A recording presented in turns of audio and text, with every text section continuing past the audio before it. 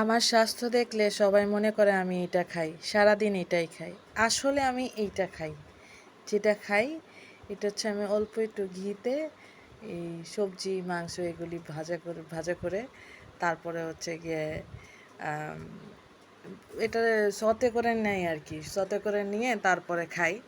আর সাথে হচ্ছে গিয়ে আমি একটু অল্প একটু ভাত খাই, একটু লেবু খাই। আজকে সালাদ ছিল না, তাই সালাদ খাচ্ছি না। সো এইটাই আমি খাই। বাট সবার ধারণা আমি মনে হয় মানে সারাক্ষণ জাঙ্ক ফুডের উপরে থাকি।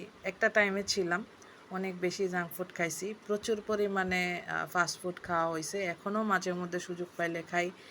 আর আমি খাওয়া কন্ট্রোল করি, এইটার একমাত্র কারণ হচ্ছে আমি যাতে যেদিন খাই ওদিন যেন একটু খাইতে পারি।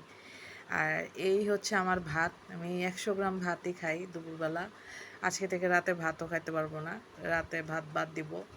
সো এইটুকু ভাত আর সাথে হচ্ছে যে এই যে ভেজিটেবল আর চিকেন মিলে একটু সতে করে নিছি, ওইটাই আমার মানে দুপুরের লাঞ্চ হয়ে যায়।